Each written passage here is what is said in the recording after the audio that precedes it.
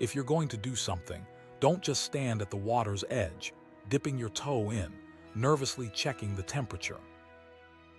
No, if you're going to do it, take a breath and dive. Commit. If you say you'll swim the channel, make sure you're ready to stroke with every ounce of strength you have. Don't whisper grand promises. Don't overpromise and underdeliver. If you can't do it, then don't say you can. If you can, then show it. Let your actions speak so loud the world can't help but listen. Too many of us move through life half awake, half committed, half-hearted. We keep one foot in, one foot out, never really discovering what we're capable of. That's what haunts us in the quiet hours, that gnawing question, what if I had truly tried? What if I gave it everything? Would I have soared or crashed and burned? Regret is not in finding out you weren't enough. Real regret is never pushing yourself to the edge at all. So look in the mirror. Was it you completely? Did you bring your full self, your whole heart, your every muscle and moment of focus? If you did, then no matter the outcome, you stand taller. You discovered something real.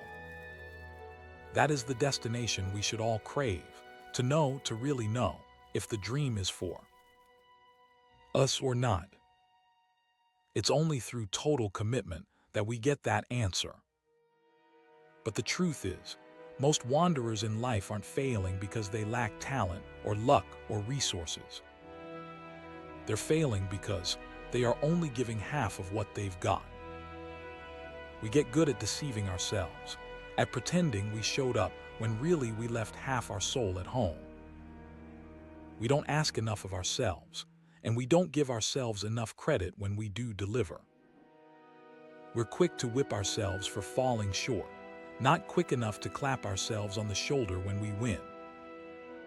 Imagine being truly full of yourself, not in arrogance, not in ego, but in completeness, in wholeness, in authenticity. Why would you be full of anyone else? Stand in front of your own reflection and own your victories. Celebrate your climb when you reach the summit. At the same time, when you stumble, don't look away from your reflection. Acknowledge it, own it, make amends.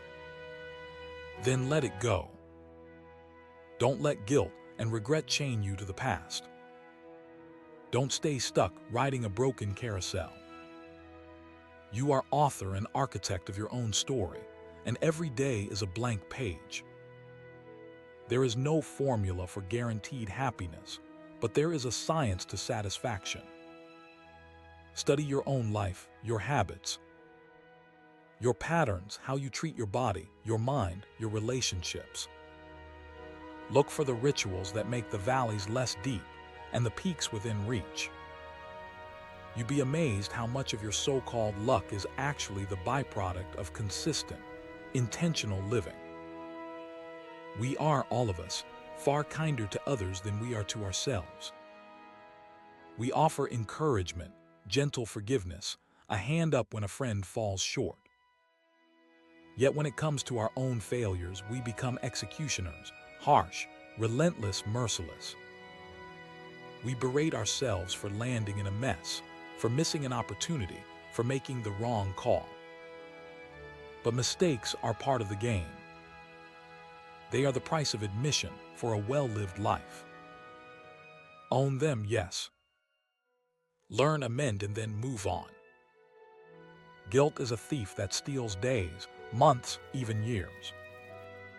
It is a chronic illness that kills dreams in slow motion. Instead, turn the page. Write the next chapter. Stand tall in your own life story. As I look back, it's clear how every thread connects.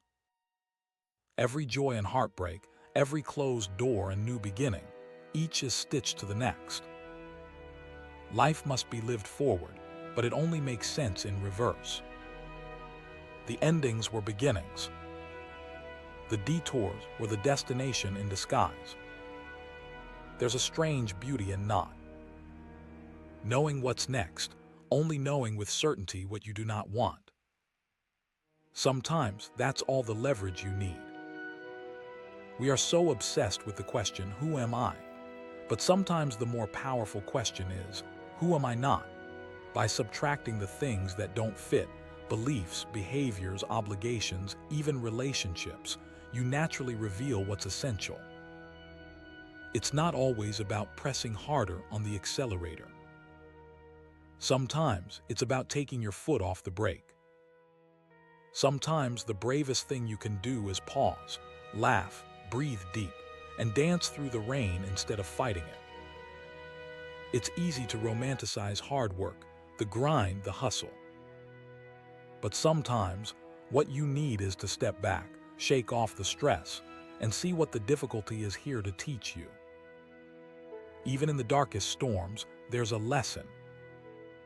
Even pain can become fertilizer for growth if you let it. That's the alchemist's secret, transforming adversity into wisdom. When times are hard, optimism can feel like a lie, a cheap trick you play on yourself. You tell yourself, this too shall pass, but in the thick of it, those words feel hollow. In those times, I rely on faith, not blind faith, but a stubborn, unyielding belief that this moment isn't all there is. And even if it is, I remind myself, so what? Life is not defined by a single page. It's the sum of every chapter. I'm not immune to pain, to sadness, to the sleepless nights spent wrestling with my own doubts. When something goes wrong, it's so easy to look inward and blame yourself. But that same introspection, that laser focus, is also the source of your power. It sharpens, it clarifies, it gives you the tools to do better next time. When things are going well, don't forget to take a magnifying glass to those moments, too. Study them. Why does it feel good now? What are you doing right? Bottle up that recipe for the days when the going gets tough. Celebrate your wins, not just with a passing cheer, but with deep gratitude. There's wisdom in noticing the patterns of your own success. It's not an accident. It isn't luck alone. Recognize what makes life work for you, and you'll be able to steer yourself back to that path again and again. The best advice I can offer myself and you is simple: listen to your own advice. We spend so much time lost in the noise of the world, forgetting that the map is already written inside us. We used to look up at the stars and wonder where we fit in the universe. Now we scroll, we compare, we chase things that don't matter. Get involved in the journey. Don't just be impressed by your own story, be invested in it. Be hungry for what comes next. Why chase the impossible? Seek the challenge that terrifies. Because that's where the feeling is. That's where life gets real.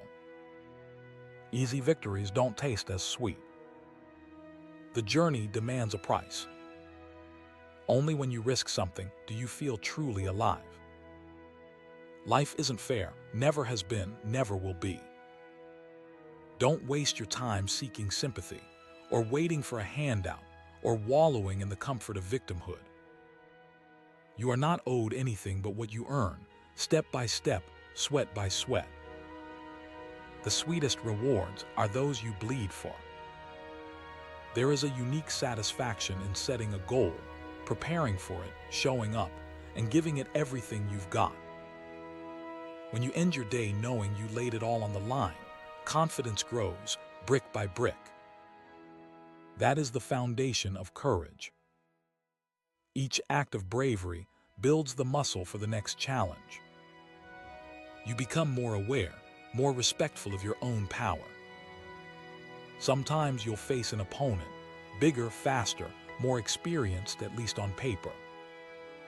But they don't know your heart. They haven't seen your grind, your sweat, your spirit. In those moments, remember, just because you can do something doesn't mean you should. Choose your battles for the right reasons. Let desire, not just ability, drive your actions. We remember the things we earn, much more than what we're handed. The lessons carved into us by effort, by perseverance, by pain, they stay with us. They become a part of our lineage, our DNA. Through the fire of challenge, we are forged into something new, stronger, wiser, capable of even greater things. Delayed gratification is the truest form of power. The choices you make today plant the seeds for tomorrow's victories. Don't let fear of a lower salary or a smaller stage keep you from taking the leap. Sometimes, just making a choice and committing to it is better than sitting on the fence, waiting for perfect circumstances. So while you're here, don't just exist, live. Make this life a proving ground, a place where you sweat, where you believe, where you lose yourself in the process of becoming. Don't waste time looking over your shoulder. Keep your eyes on your own lane. Write your own story. Become your own best friend. And when the final whistle blows, make sure you can say you gave every drop of yourself, right down to the soles of your feet. If you do that, you cannot lose. Turn the page. Step off the broken ride. You are the sole author of the story of your life. Yes, it's hard to know who you are. Give yourself grace. Start by eliminating who you aren't, and soon you'll find yourself exactly where you're meant to be. Let me share a secret. At a pivotal moment, someone asked me, "Who's your hero?" I didn't have an answer right away. I thought about it, came back and said, "My hero is me 10 years from now." 10 years later, they asked again. Was I my own hero yet? Not even close. Because my hero is always 10 years ahead. I'm always chasing the better version of myself, always striving, always growing. That's not a failure. That's the point. It keeps me moving forward, hungry and alive.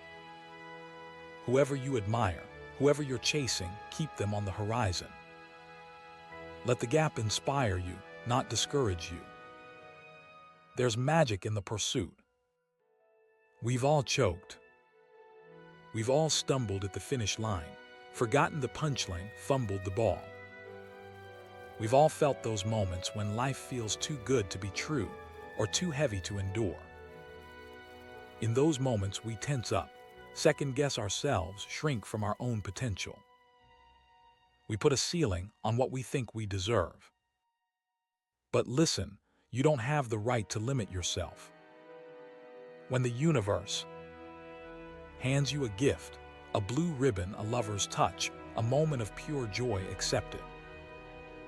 Don't sabotage your own happiness. Stay anchored in the process, in the flow, in the doing. When you do, the finish line fades away. You're not thinking about the clock. You're not performing for someone else. You're fully present. That's when you achieve the impossible. The best strikers aim past the target. The best runners push beyond the finish line. The journey never truly ends. The adventure is always just beginning. Let others come up to you and say, "You did it." Let recognition find you, not the other way around.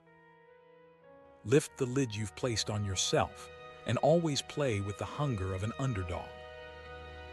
There's a freedom that comes from responsibility. Real freedom isn't found in endless weekends or unlimited cake.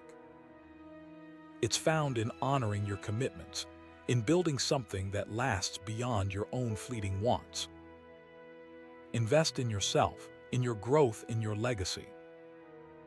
Every day ask, how can I be a little better tomorrow? There's no final destination. There's only the chase, the striving, the journey toward the horizon that always moves just out of reach. And that, my friends, is the gift. That is the adventure. There will never be a moment of arrival. There will always be another mountain, another question, another challenge to take on. If you can find joy in the striving, humor in the setbacks, wisdom in the detours, that's as good as life gets. So here's my wish for you. Don't half live. Don't half love. Don't half dream. Dive in all the way. Give yourself to the process. Celebrate your victories, learn from your losses, and keep writing new chapters every single day. Just keep living.